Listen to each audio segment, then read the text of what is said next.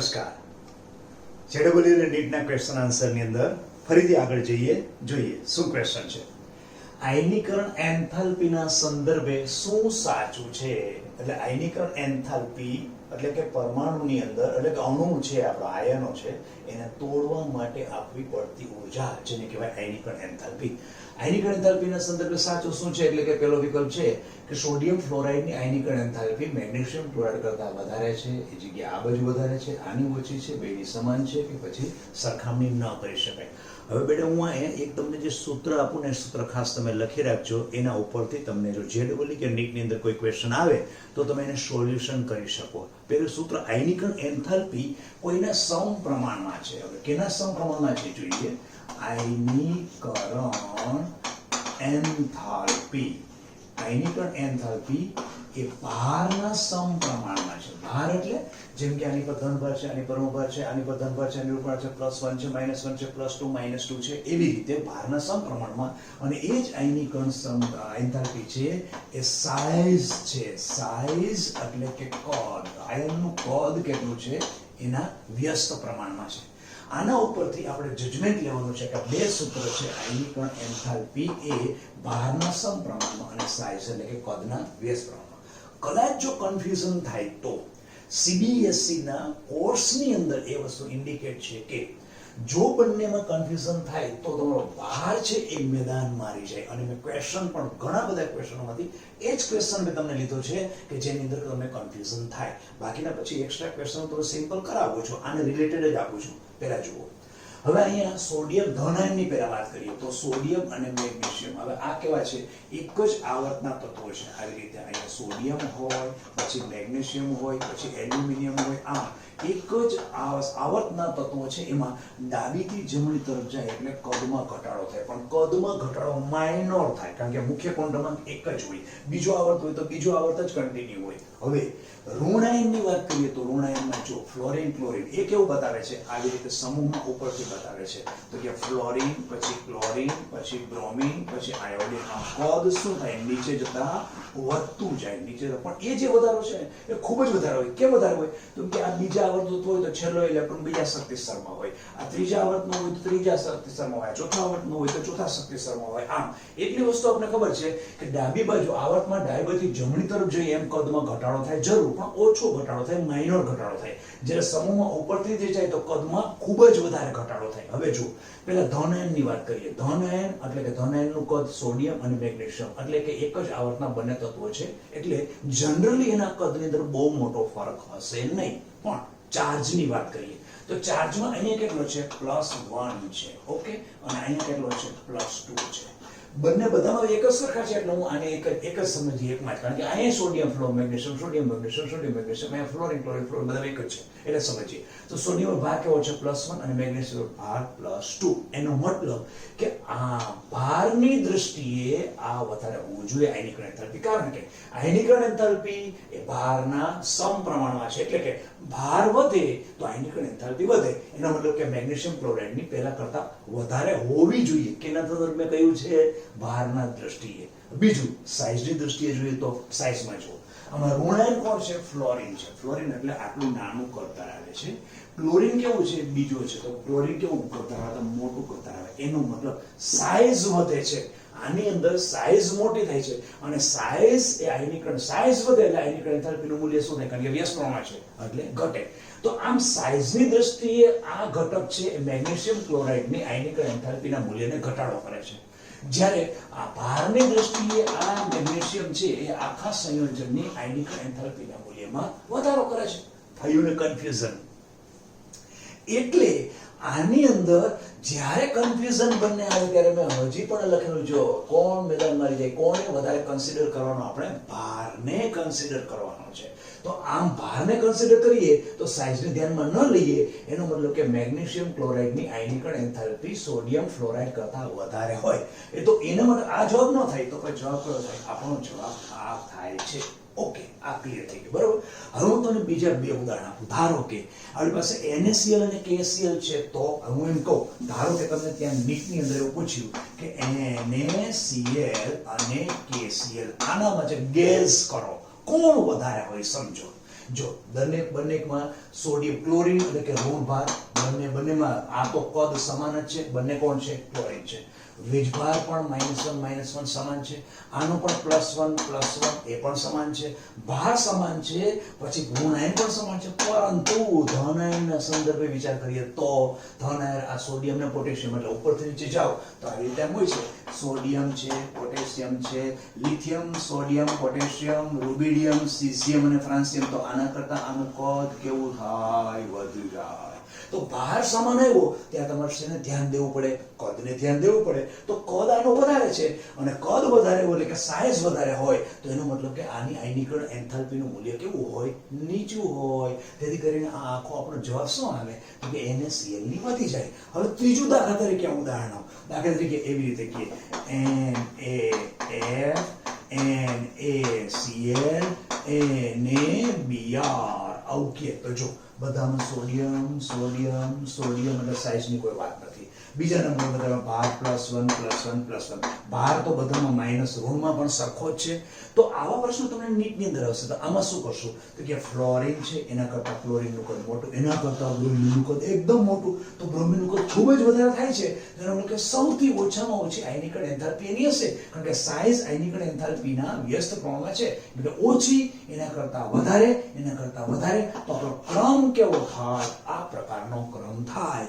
આમ થોડું ધ્યાન રાખજો કે આયનીકરણ એન્થાલ્પીનો એક મેં પ્રશ્ન તમને કન્ફ્યુઝન વાળો મૂક્યો અને બાકીના બે તમને વધારાના મેં ક્વેશ્ચન કરાવી દીધા. જોઈએ હવે આના પછીનો સેકન્ડ ક્વેશ્ચન શું કહે છે. એના પછીનો ક્વેશ્ચન છે નીચેનામાંથી શામાં અબંધકારક ઇલેક્ટ્રોન યુગ્મ એટલે કે જે યુગ્મ એવું છે જેણે બંધમાં ભાગ લીધો નથી, એટલા માટે શબ્દ શું વાપર્યો? અબંધકારક ઇલેક્ટ્રોન યુગ્મ સંકર કક્ષકમાં આવેલો હોય.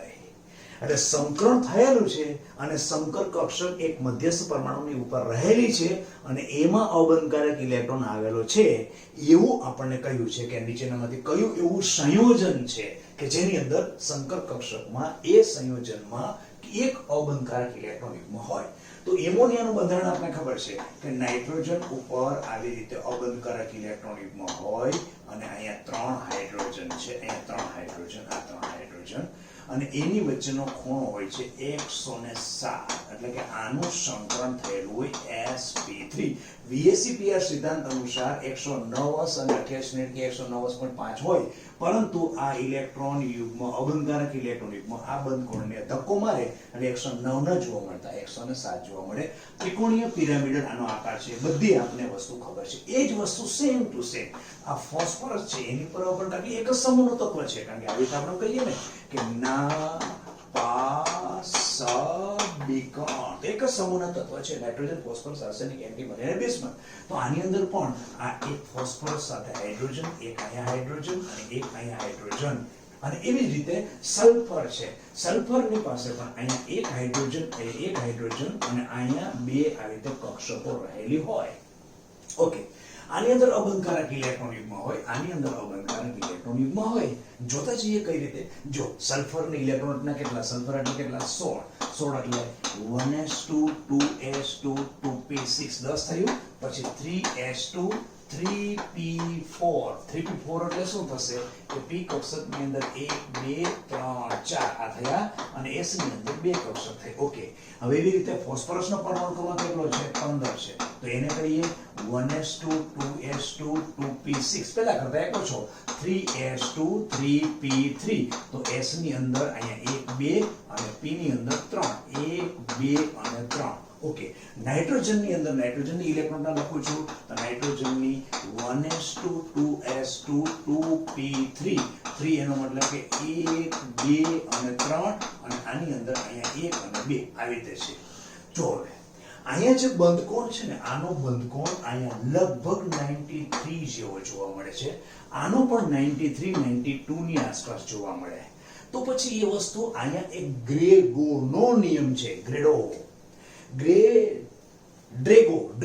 નિયમ. ડ્રેગો છે એનો નિયમ એ કહે છે કે જ્યારે અણુની અંદર બંધકોણનું સૂચન એવું થતું હોય કે 90 ની આસપાસ હોય અને જો સંકરણ ન થયેલું હોય ક્યારે કહી શકાય કે એમાં બંધ કઈ કક્ષકો વડે રચાયેલો છે, એની ઉપરથી ખ્યાલ આવે કે આમાં સંકરણ થયેલું છે કે નહીં. એની ઉપરથી ડ્રેગો એવો નિયમ આપ્યો કે બંધ કોણ ઉપરથી સંકરણ બતાવવું, આ ડ્રેગોનો નિયમ છે. જુઓ હવે અહીંયા પી કક્ષકે પોતા 3 ઇલેક્ટ્રોન એક એક હાઇડ્રોજન સાથે સહસંયોજક બંધથી બનાવેલો છે. પી કક્ષક આ છે, ત્રિસપ્રેશરની 1 1 અને એટલે એક હાઇડ્રોજન અહીંયા, એક હાઇડ્રોજન અહીંયા અને એક હાઇડ્રોજન અહીંયા, 3 હાઇડ્રોજન, એવી રીતે હાઇડ્રોજન હાઇડ્રોજન અને હાઇડ્રોજન જોડાયેલો છે. એનો મતલબ પી કક્ષક કેટલા અંશને ખૂણે હોય યાદ કરો. જો આવી રીતે હતી px py અને pz. આ px કહેવાય, આ py છે અને આ pz છે. એનો મતલબ કે x અક્ષ ઉપર રહેલો ઇલેક્ટ્રોન હતો ત્યાં હાઇડ્રોજનને બંધ બનાવ્યો, y અક્ષ ઉપર ઇલેક્ટ્રોન ત્યાં હાઇડ્રોજનને બંધ બનાવ્યો, z અક્ષ ઉપર ત્યાં હાઇડ્રોજન બનાવ્યો. એનો મતલબ કે આ બધી કક્ષકો વચ્ચે ખૂણો ઓલરેડી x y અને z ઉપર છે, તો બંધ કોણ કેટલો થવો જોઈએ? 90 થવો જોઈએ. તો એનો મતલબ કે અહીંયા 90 ની આસપાસ છે, અહીંયા 93 એનો મતલબ 90 ની આસપાસ છે. VSEPR સિદ્ધાંત અનુસાર થોડું ઘણું આગળ પાછું થયું છે. એનો મતલબ કે આ ત્રણ કક્ષકોએ સંકરણમાં ભાગ લીધો નથી. ફોસ્ફરસ છે એની એક કક્ષક આમ પડેલી છે, એક કક્ષક આમ પડેલી છે, એક કક્ષક આમ પડેલી છે. તો બધા વચ્ચેનો ખૂણો કેટલો થયો? કારણ કે px છે, py છે અને pz છે. તો ત્રણેયની અંદર બંધ બની ગયો. એક બન્યો, અહીંયા બન્યો, એક અહીંયા બન્યો. એ તો જ તમારો બંધ કોણ આ કેટલો થાય? 90 થાય કે નહીં? આ અને આ એ કેટલો થાય? 90 થાય. એનો મતલબ એક કક્ષકે સંકરણમાં ભાગ લીધો નથી. ડ્રેગોનો નિયમ આ કહે છે જ્યારે સંકરણમાં ભાગ ન લીધો હોય ત્યારે સમજી લેવાનું પ્યોર તમારી પી કક્ષકે સીધે સીધું સામેના પરમાણુ સાથે બંધ બાંધી દીધો છે. તો આ સીધે સીધો પરમાણુ બંધ બાંધી દીધો. તો આ ઇલેક્ટ્રોન ક્યાં છે? એ તમારા 3s ના ઇલેક્ટ્રોન છે. એ આ ઇલેક્ટ્રોન છે 3s ના. ઓકે, એ જ વસ્તુ આમાં છે. પણ તમને હિન્ટ આપી દો, સિસ્ટમ આપી દો, પછી લખી નાખજો. આની અંદર પણ શું છે? તો 92 બંધ કોણ છે? એનો મતલબ કે આ બે ઇલેક્ટ્રોન છે ને, એક હાઇડ્રોજન અહીંયા બંધ બન્યો છે, એક હાઇડ્રોજન અહીંયા બંધ બન્યો છે. એક તમારી કક્ષક આ રીતે આમ પડેલી છે. એ કઈ છે? 3px પડેલી છે. આ કઈ છે? 3px છે, આ 3py છે, 3pz છે અને આ કઈ છે? 2s. એનો મતલબ કે કોઈ પણ સંકરણ થયેલું નથી. કેમ? તો કે બંધ કોણ કેટલો છે? 90. હવે એક દ્રષ્ટિએ આ બધું જુઓ. નાઇટ્રોજન ની અંદર બંધ કોણ કેટલો? HNH અને HNH. આ બંધ કોણ કેટલો? 107. એનો મતલબ કે નાઇટ્રોજન નું સંકરણ sp3 થયેલું હોવું જોઈએ. એનો મતલબ કે આ એક S અને 3p અને સંકરણ કેવું થયું? sp3. sp3 થતું હોવાને કારણે નાઇટ્રોજને શું કર્યું? સમચતુષ્ફલકના ખૂણા ઉપર ચારે ચાર પોતાની કક્ષકો ગોઠવી દીધી. એક અહીં ગોઠવી, એક અહીં ગોઠવી, એક અહીં ગોઠવી, એક અહીં ગોઠવી. બધામાં એક એક જે એક એક ઇલેક્ટ્રોન હતો ત્યાં પોતે એક હાઇડ્રોજન સાથે બંધ બની ગયો, હાઇડ્રોજન બંધ બની ગયો, હાઇડ્રોજન બંધ બની ગયો અને અહીંયા બેના પોતાના ઇલેક્ટ્રોન રહી ગયેલા. પણ કક્ષક કઈ? sp3. પેલી પણ કક્ષક કઈ? sp3. આ પણ કઈ? sp3. આ પણ કઈ? sp3. તો એનો મતલબ કે બધી sp3 છે, એમાં એક એક હતો, એમાં હાઇડ્રોજન બંધ બની ગયો અને એકની અંદર જે sp3 હતી એમાં એક અબંધકારક ઇલેક્ટ્રોન યુગ્મ પોતા પાસે રહી ગયા. આ ખબર કેમ પડી? તો કે બંધ કોણ કેટલો થાય? સંકરણ થયું હોય તો બંધ કોણ કેટલો થાય? 109:28 મિનિટ, 109:05 મિનિટ આટલું થાય. તો પણ અહીંયા કેમ છે 107? એ તો VSEPR સિદ્ધાંતને કારણે છે કે આ VSEPR સિદ્ધાંતમાં પરમાણુ પાસે અબંધકારક ઇલેક્ટ્રોન ધરાવતી કક્ષક હોય તો એના આવી રીતે ફૂમવાને કારણે, અપાકર્ષણની માત્રાને કારણે એ આ સંકરણ થયેલી કક્ષકો 109 ન રહેતા થોડીક સંકોચાય છે, 107 થઈ છે. તો બંધકોણના વેલ્યુમાં ડિફરન્સ જુઓ તમે. બંધકોણનો ડિફરન્સ જુઓ કેટલો, આટલો બધો ડિફરન્સ છે. એનો મતલબ કે પેલી રિયલ પ્યોર પી કક્ષક સાથે હાઇડ્રોજનને બંધ બાંધેલો છે, અહીંયા હાઇડ્રોજનને સંકર કક્ષક સાથે અહીંયા બંધ બાંધેલો છે. એનો મતલબ કે બધા જ મધ્યસ્થ પરમાણુ પાસે અબંધકારક ઇલેક્ટ્રોન યુગ્મ તો ઉપર પડેલું જ છે, જો બધામાં પડેલું જ છે. પણ આમાં આપણે પૂછ્યું છે શું કે અબંધકારક ઇલેક્ટ્રોન યુગ્મ કઈ સંકર કક્ષકમાં આવેલો હોય એ બતાવો. સંકર કક્ષક કઈ તમારી કે જેમાં સંકરણ થયેલું હોય? તો કોઈ સંકર કક્ષક? આમાં તો સંકરણ થયું જ નથી. એનો મતલબ કે સંકર કક્ષક તો એક જ છે. એમોનિયાની અંદર જ નાઇટ્રોજન ઉપર અબંધકારક ઇલેક્ટ્રોન યુગ્મ છે. એટલે સંકર કક્ષકમાં અબંધકારક ઇલેક્ટ્રોન યુગ્મ પડેલો છે. આ સંકર કક્ષક નથી, એ પોતાની 3s કક્ષક છે. અહીંયા સંકર કક્ષક નથી, એ 2s અને 3p છે. જો 3s અને 3p એની અંદર છે. તો આમ સંકર કક્ષકમાં ઇલેક્ટ્રોન અબંધકારક ઇલેક્ટ્રોન પડેલું હોય એ ફક્ત ને ફક્ત આ અણુમાં જ છે. એનો મતલબ આપણો જવાબ સાચો કયો થયો? એ થયો. બીજી વસ્તુ સમજો તમે આની અંદર. જો ડ્રેગોસને આની ઉપરથી નિયમ એવો આપ્યો કે સમૂહ નંબર, આને બેટા તમે લખો જ લખી નાખજો. સમૂહ છે, સમૂહ 14, 15 અને 16. આ સમૂહની અંદર પ્રથમ તત્વ સિવાયના, પ્રથમ કોણ તો કે કાર્બન, કાસી-જ-ટી-લે, એના પછી 15મો કેવો નાપાસબીકરણ, એના પછી 16મો કેવો ઓસસીટેલ. આ છે ને, આ બધામાં પહેલા તત્વ સિવાયના નીચેના કોઈ પણ તત્વ સાથે હાઇડ્રોજન જોડાય એટલે હાઇડ્રાઇડ બને, એમાં ક્યારે પણ સંકરણ હોતું નથી. એટલે બંધ કોણની તમને વાત કરે તો ધ્યાન રાખવાનું, આ બધા સંકરણ થયેલા હોય, જેમ કે મિથેનમાં કાર્બનનું સંકરણ sp3 છે, પણ સિલિકોન જ્યારે બંધ બનાવે ત્યારે સંકરણ ન હોય, પોતાની રિયલ પી કક્ષક સાથે બંધ બનાવી દે. જેવી રીતે નાઇટ્રોજનની અંદર સંકરણ થયેલું હતું, ફોસ્ફરસની અંદર સંકરણ નહોતું, એવી રીતે ઓક્સિજન સાથે H2O છે, H2O એટલે કે પાણી જે આપણે કહીએ છીએ એમાં એનું સંકરણ હોય છે, એટલે તેનો બંધ કોણ 104.5 થાય. પણ એ જ H2S છે, H2S તમારી સામે છે, એનો બંધ કોણ કેટલો હતો 90. આમ ધ્યાન રાખો, ડ્રેગોનનો નિયમ શું છે કે સમૂહ નંબર 14, 15 અને 16 ત્રણેયના જ્યારે કોઈ હાઇડ્રાઇડ સંયોજનો જોવામાં આવે ત્યારે એમાં મધ્યસ્થ પરમાણુ એટલે કે પ્રથમ તત્વ 14 માનું કાર્બન, 15 માનું નાઇટ્રોજન અને 16 માનું ઓક્સિજન એ હંમેશા સંકરણ થઈ અને પછી એ પોતાની કક્ષકમાં હાઇડ્રોજન સાથે સહસંયોજક બંધથી જોડાયેલો હોય છે. જ્યારે બાકીના તત્વો એટલે કે એના પછીના 4 1 2 3 4 1 2 3 4 ચારે ચાર તત્વો છે એનું સંકરણ ન થયું હોય, પોતાની રિયલ કક્ષક સાથે સામેના હાઇડ્રોજન સાથે સહસંયોજક બંધ બનાવ્યો હોય છે. તેથી કરીને હાઇડ્રોજન અને એ પરમાણુ એ પી કક્ષકના બંધ બનાવેલા હોય તો સીધી વાત છે, તમારો ખૂણો કેટલો થશે 90 ની આસપાસ થશે. જ્યારે જો એ સંકરણ થયેલું હોય તો એ ખૂણો કેટલો થઈ જશે 109 ની આસપાસ થઈ જશે. આમ પ્રાયોગિક પુરાવો દર્શાવે છે કે 14, 15 અને 16 સમૂહના પ્રથમ તત્વો ક્યારેય પણ સંકરણ વિનાના ન હોય, એના હાઇડ્રાઇડ બધા સંયોજનોમાં એ પરમાણુએ સંકરણ કરી અને પછી હંમેશા બંધ બનાવે. જ્યારે એના પછીના બધા તત્વો, દરેક સમૂહના પછીના 4 તત્વો ક્યારે પણ હાઇડ્રાઇડ બનાવે ત્યારે એના પોતાનું સંકરણ થતું નથી, એટલે પોતાની રિયલ પી કક્ષક સાથે બંધ બનાવેલો હોય છે. આ એક પ્રશ્ન બહુ સારો હતો કે જેને ધ્યાનમાં રાખજો. જોઈએ હવે આના પછી શું ક્વેશ્ચન છે. એના પછીનો ક્વેશ્ચન છે કે એક સંયોજન આપેલું છે, એને ગરમ કરતા શું છૂટું પડશે. આ સંયોજનને આપણે ગરમ કરીએ તો આ નીચેનામાંથી શું છૂટું પડશે? Cl મુક્ત મૂલક, Cl પ્લસ, Cl માઇનસ, કે પછી પ્રક્રિયા ન થાય. આના માટે આપણે એરોમેટિક, નોન એરોમેટિક અને એન્ટી એરોમેટિક આ ત્રણ વસ્તુની થોડી હું તમને થિયરી બતાવું, એના ઉપર તમને ખ્યાલ આવશે. તો પહેલા તો એ કે એરોમેટિક હોય છે ને, એરોમેટિક એની સ્થિરતા સૌથી વધારે હોય, અને એન્ટી એરોમેટિક અથવા તો એન્ટી જે બોલવું એ એન્ટી એરોમેટિક એની સ્થિરતા સૌથી ઓછી હોય. એરોમેટિકની સૌથી વધારે, એન્ટી એરોમેટિકની ઓછી, અને નોન એરોમેટિક છે, નોન એરોમેટિક એની વચ્ચેના ભાગની અંદર હોય. નોન એરોમેટિક કોણ? તો કે આવી રીતે આપણે આમ કરેલું છે, બેન્ઝીનની ઉપર આ રીતે કર્યું, અહીંયા Cl આ નોન એરોમેટિક, પછી આવી રીતે આમ કરી નાખ્યું, એ પણ નોન એરોમેટિક, પછી CH4 મિથેન આ છે, આ બધા જ નોન એરોમેટિક ની અંદર આવી શકે. તો એરોમેટિક કોણ? યુકેલના નિયમ અનુસાર એરોમેટિક એટલે સમતલીય હોવું જોઈએ, બંધારણ તમારું સમતલીય હોવું જોઈએ, ચક્રીય હોવું જોઈએ, સમતલીય, ચક્રીય, પછી પાઈ ઇલેક્ટ્રોનની સંખ્યા 4n+2 હોય, પાઈ ઇલેક્ટ્રોનની સંખ્યા, આ બધું, અને કોન્જ્યુગેટેડ એટલે કોન્જ્યુગેટેડ કોને કહેવાય? તો કે ડબલ બોન્ડ, સિગ્મા અને પાઈ બોન્ડ. મેં તમને એ જીઓસી ની અંદર વિડીયોમાં આ વસ્તુ ખાસ આપેલી છે.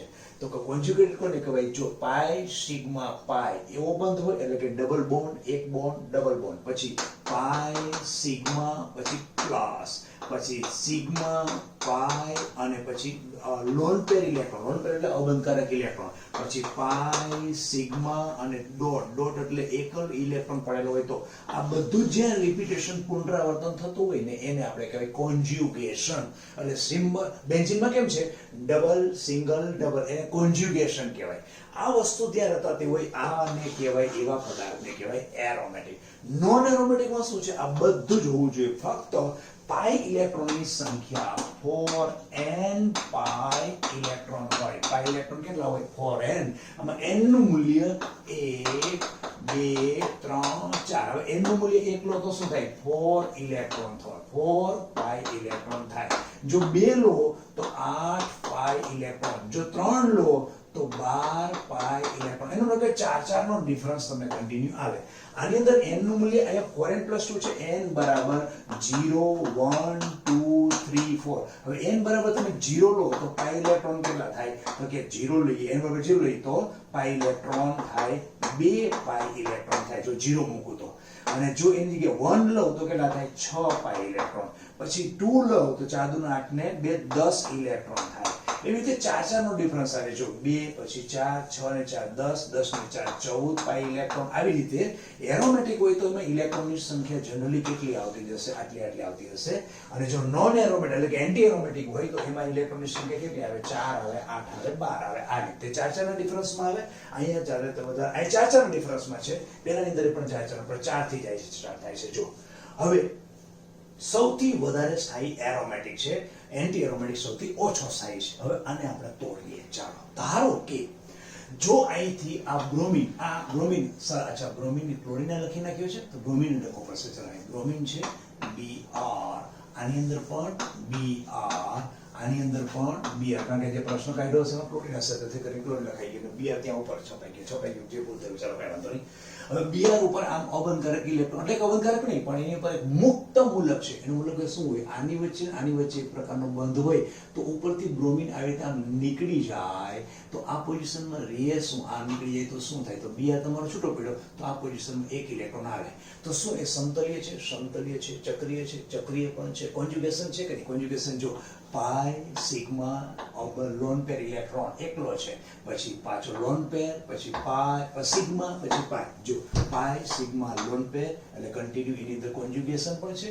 અને આ વસ્તુ તમારી આવી ત્યારે એમાં પાઈ ઇલેક્ટ્રોનની સંખ્યા કેટલી? પાઈ ઇલેક્ટ્રોનની સંખ્યા કરીએ તો 1 2. હવે આ જો આમ ફરે તો ગણાય. એનો મતલબ કે 3 કરીએ તો ન આવે કારણ કે આમાં બેકી સંખ્યા છે અને પહેલાની અંદર પણ બેકી સંખ્યા છે. એનો મતલબ કે આ એરોમેટિક પણ નથી અને પેલું પણ. એનો મતલબ કે આ જો નીકળે તો સંયોજન તમારું જે બચશે એ સંયોજન કેવું થશે?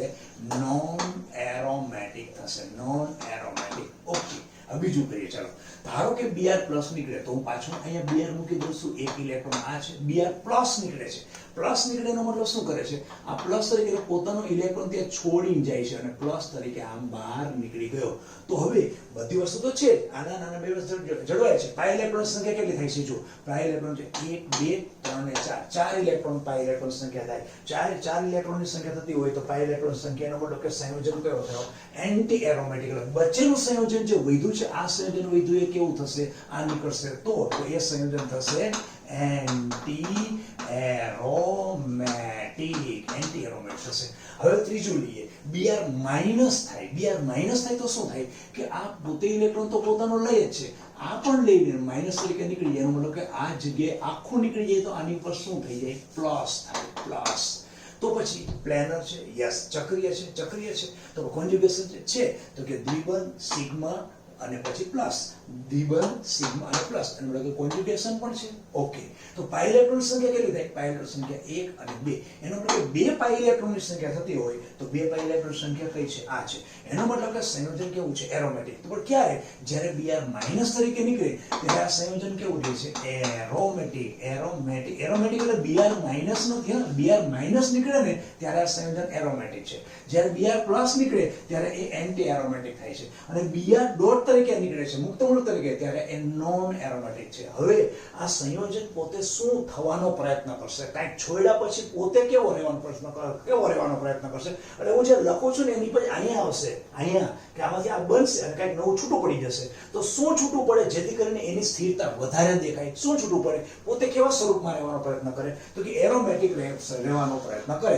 એરોમેટિક ક્યારે રહે છે? તો કે Br- છૂટું પડે ને ત્યારે પોતે કેવા સંયોજનમાં બની જાય? કેમાં રૂપાંતર થઈ જાય? s i સ્વરૂપમાં રૂપાંતર થઈ એરોમેટિક સંયોજનમાં રૂપાંતર થઈ છે. એનો મતલબ કે આ ત્રણેયમાંથી 1 2 ને 3 ત્રણમાંથી છૂટું કોણ પડશે?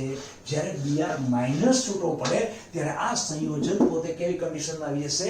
એરોમેટિકમાં આવી જશે. એનો મતલબ કે તમે પૂછ્યું છે શું છૂટું પડશે, એનો મતલબ કોણ છૂટો પડશે? C જવાબ સાચો. એના પછીનો ક્વેશ્ચન છે A માંથી B નું એટલે કે પ્રક્રિયક A માંથી B એનું સીધું જ રૂપાંતર મુશ્કેલ છે. એટલે સીધો A માંથી B બનતો નથી. તો તેના 3 તબક્કા કરતા A માંથી B બનાવવા માટે 3 તબક્કા કર્યા. કઈ રીતે? તો કે C માંથી D બને છે, D માંથી B બને છે અને C માંથી A પણ બને છે. આ બધા જ તબક્કામાં પ્રત્યેક તબક્કાનો તમને એન્ટ્રોપી ફેરફાર આપેલો છે. જેમ કે A માંથી C બનાવવો હોય, આમાં C માંથી A બનાવ્યો છે. A માંથી C બનાવવા માટે 50 છે. એના પછી C માંથી D બને છે, C માંથી D બને છે એના માટે 30 છે. અને પછી B માંથી D બને છે, B માંથી D જો B માંથી ઉલટો કયો છે તોય પણ B માંથી D તમને 20 આપ્યો છે. જે આપેલો છે એનો ઉપયોગ આપણે થશે જેમ કે હેઝના ઉષ્મા સંકલનના નિયમ અનુસાર 11માં 3 માં આવેલું છે કે જ્યારે એક કરતા વધારે તબક્કામાં થતી હોય ત્યારે પ્રક્રિયામાં પ્રત્યેક તબક્કાનો એવી રીતે સરવાળો બાદબાકી કરો કે જેથી કરીને પ્રક્રિયામાં થતો એન્થાલ્પી, એન્ટ્રોપી કે આંતરિક ઊર્જાનો ફેરફાર તમે સરવાળો બાદબાકી કરીને તમને જે નથી મળતો એ પ્રક્રિયાનો આંતરિક ઊર્જાનો કે એન્થાલ્પીનો કે એન્ટ્રોપીનો ફેરફાર ગણી શકશો. અને કઈ રીતે કરવો ને એકદમ સિમ્પલ રીત હું તમને આપું એટલે ઓટોમેટિક ખ્યાલ આવી જશે. જો તમારે જોઈએ છે શું A ને B માટેનો કેવો જોઈએ છે એન્ટ્રોપી ફેરફાર. તો બધા એન્ટ્રોપી ફેરફાર તમને આપેલા છે. કેવી રીતે કરવાનો? આખો સરવાળો કરીને તમે કરો. A એમાંથી તમારે શું જોઈએ છે? B જોઈએ છે. તમારે ડેલ્ટા S બરાબર કેટલો થાય છે એ તમને ઓટોમેટિક હમણાં જ મળી જશે. જો પેલું આપણે કેવું આવ્યું ડેલ્ટા S A માંથી C આવ્યો, કઈ વાંધો લખી લેવા. આ બધું તમારે કોને રાખવાનો છે? A ને રાખવાનો છે. પેલી બાજુ કોને રાખવાનો છે? B નો. તમે એટલું જ વિચારો ખાલી તમારા આ બાજુના ઘટકમાં A આવવો જોઈએ અને આ બાજુના ભાગમાં તમારો B આવવો જોઈએ. તો આ તમે લખો છો તો શું આ A માંથી C માં આ બાજુ A છે. પ્રક્રિયાને તમે ઉલટાવી શકો. તમારી વેલ્યુ પેલી ચેન્જ થઈ જાય. 50 હોય તો માઈનસ થઈ જાય 50. પણ આપણે તો અહીંયા A બાજુ રાખવો જ છે તો એને લખી નાખીએ. ચાલો A માંથી તમે C કરો છો ત્યારે તમારો ડેલ્ટા S બરાબર કેટલો છે? તો કે 50 છે. ઓકે, એટલે એ પ્રક્રિયા જે છે એમને રાખી દીધી. બરાબર છે. પછી બીજી જુઓ. હવે C માંથી D નથી આ બાજુ C જોતો, નથી આ બાજુ D જોતો, કારણ કે તમારે તો A જોઈએ છે ને B જોઈએ છે, પરંતુ B જોઈએ છે, C તો જોઈતો નથી. તો કોઈ વાંધો નહીં, C સામે સામે ઉડી જશે કારણ કે સરવાળો કરો. એનો કે C ને એને નો રહેવા દો. આ C અને D આમ કરશો તેથી કરે શું થાય? C સામે સામે નીકળી જશે. તો એની વેલ્યુ ડેલ્ટા S ની કેટલી છે? તો કે 30 છે. એના પછી જો B અને D માં તમે કેટલું 20 આપ્યું છે, પણ B તમારે કઈ બાજુ જોઈએ છે? પહેલી બાજુ જોઈએ છે, નિપજમાં જોઈએ છે. તો તમે ઉલટાવી નાખો. તો D માંથી જો B કરશો તો તમારો ડેલ્ટા S ઉલટી જશે એટલે +20 નું શું થઈ જશે? -20 થઈ જશે.